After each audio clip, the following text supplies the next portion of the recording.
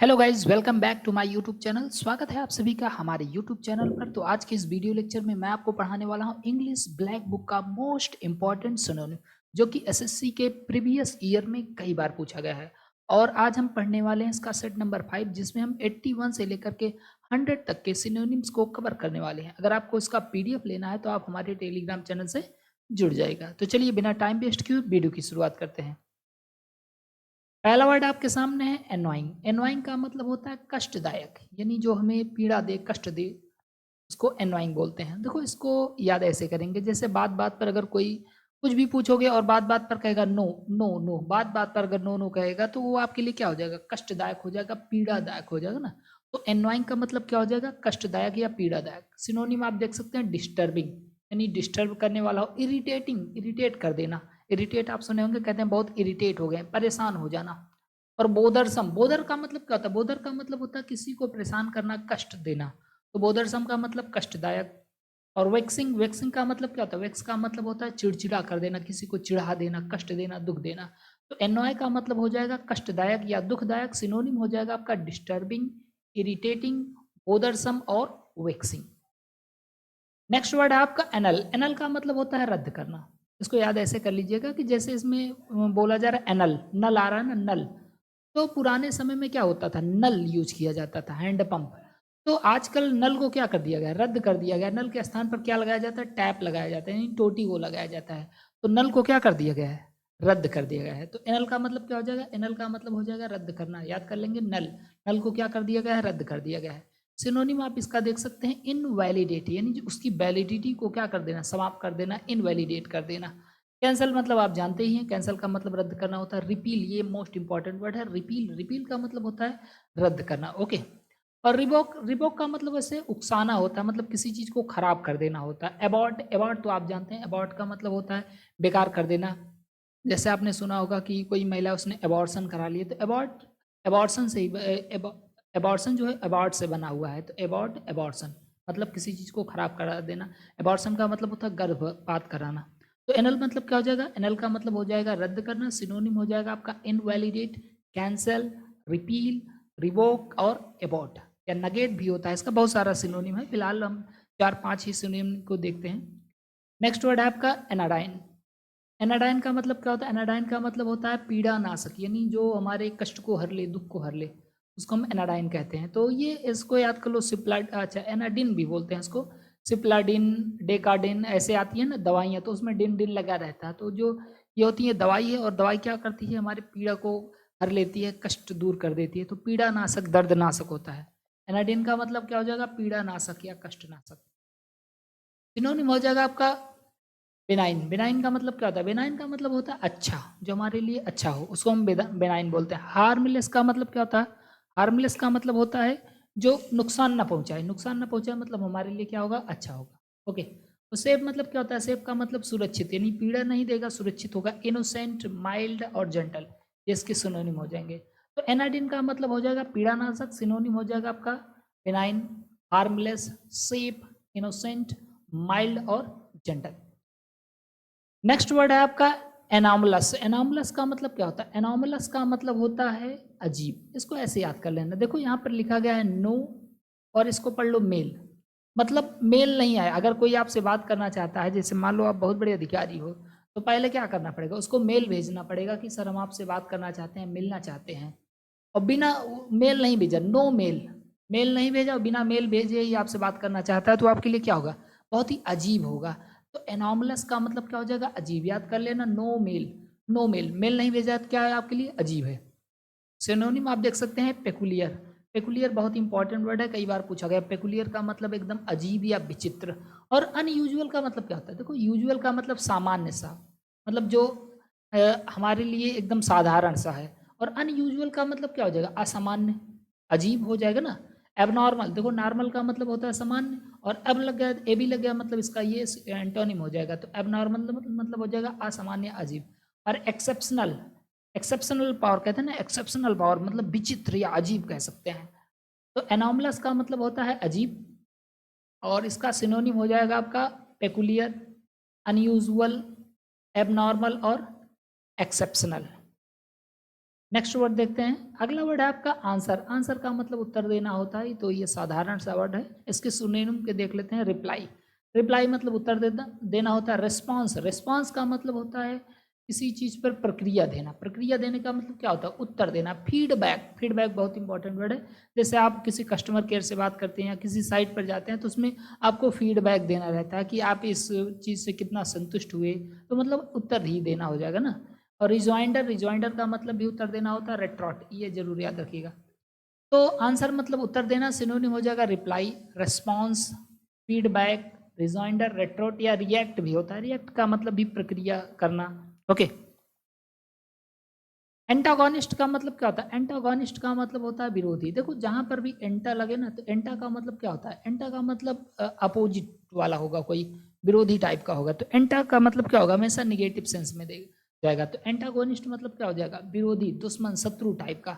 Opponent का मतलब क्या होता है? अपोनेंट का मतलब होता है अवसरवादी, यानी जब आपका मौका पाएगा तो आपको मार के भाग भी सकता है, तो ऐसे आदमी को अपोनेंट बोलते हैं। बहुत आपका विरोधी होगा, वो अपोनेंट होगा। ठीक है। अच्छा, ये दो बार हो गया अपोनेंट। और रिबल। रिबल भी होता है, इसको याद कर लेना कि वो आपको रिवर में भी ढकेल सकता है। एनमी आप जानते हैं, एनमी का मतलब दुश्मन, और फो का मतलब भी दुश्मन होता है। तो एंटागोनिस्ट मतलब क्या हो जाएगा? एंटागोनिस्ट मतलब शत्रु, विरोधी, प्रतिद्वंदी, ऐसे भी कह सकते हैं। नेक्स्ट वर्ड है आपका एंथोलॉजी। एंथोलॉजी का मतलब संग्रह। संग्रह नहीं, एक्चुअली में यहाँ पर होना चाहिए साहित्यिक संग्रह। क्या होगा? साहित्यिक संग्रह। साहित्यिक संग्रह मतलब जो लिटरेचर है, लिटरेचर को कलेक्शन करना एंथोलॉजी कहलाता है।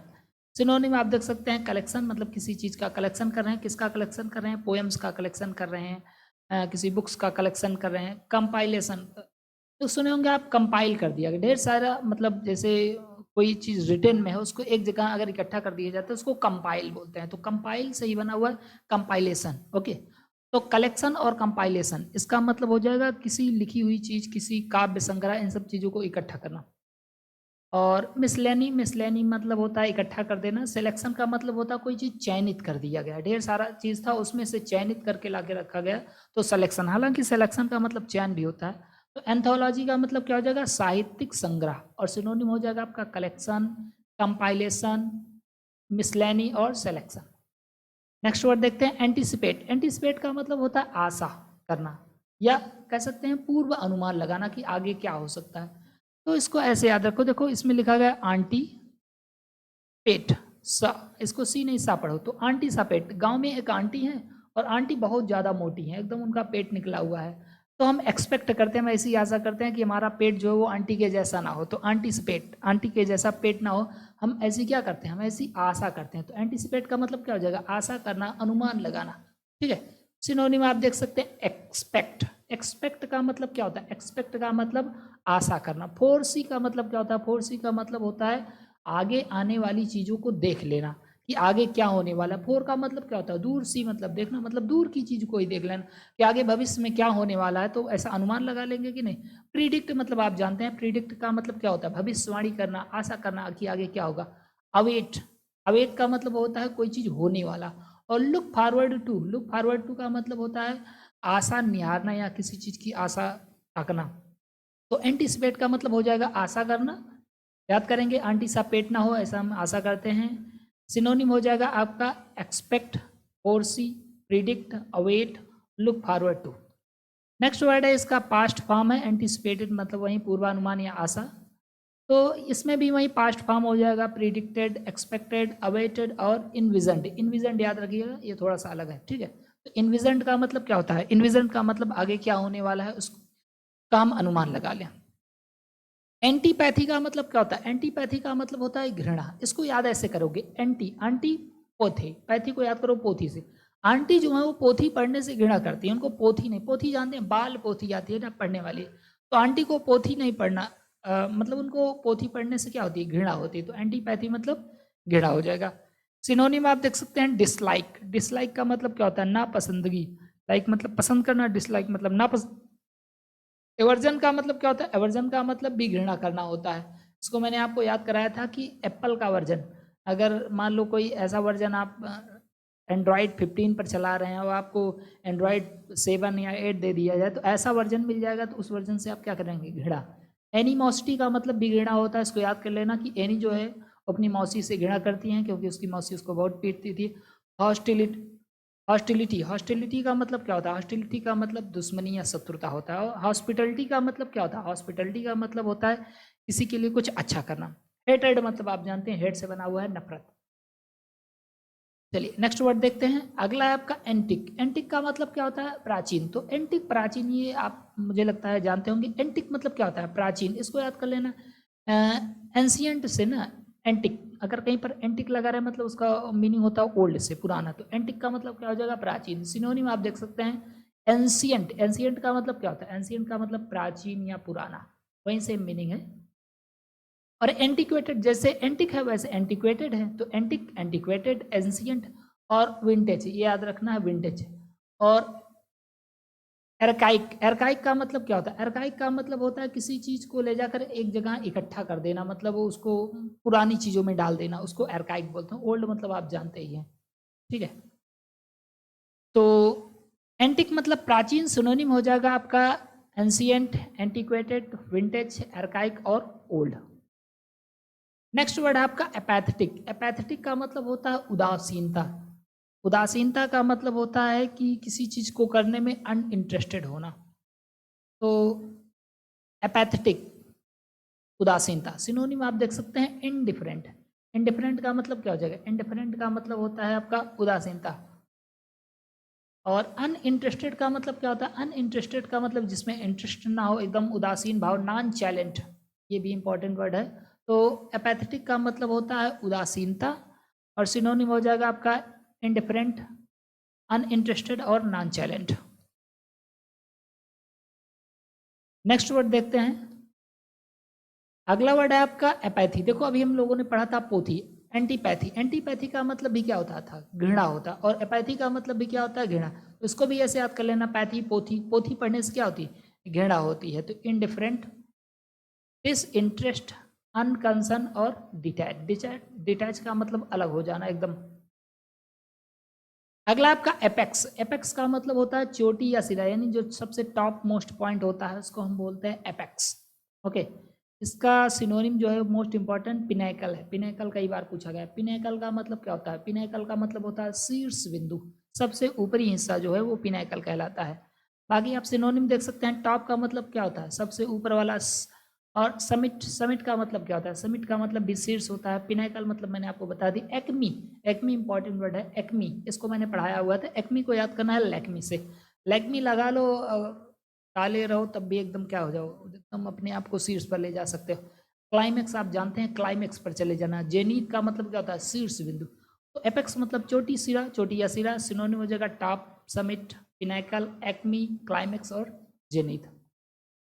नेक्स्ट वर्ड है आपका एप्लॉम। एप्लॉम का मतलब क्या होता है? एप्लॉम का मतलब होता है आत्मविश्वास, यानी कॉन्फिडेंस, सेल्फ कॉन्फिडेंस।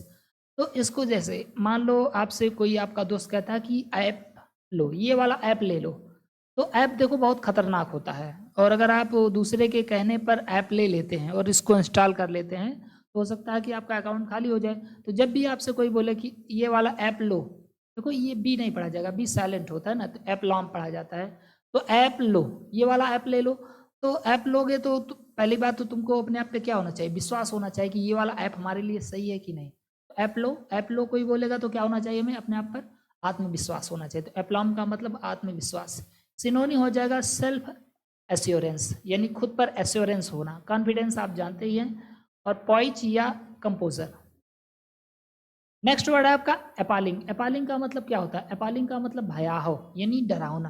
तो इसको याद कर लेना है कि आप पल, आप किसी भी पल डर सकते हैं। मान लो रात का समय है, रात में आप उठे, ठीक, अब रात में उठे, ऐसे कोई ऐसे लगा कि रात में 12 बजे यहाँ पर बैठा हुआ है।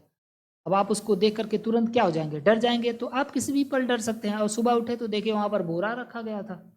तो आप किसी भी पल क्या हो सकते हैं? डर सकते हैं। तो आप पल, ऐसे याद करना, आप पल, आप किसी भी पल क्या हो सकते हैं? डर सकते हैं। शॉकिंग का मतलब क्या होता है? आश्चर्यजनक।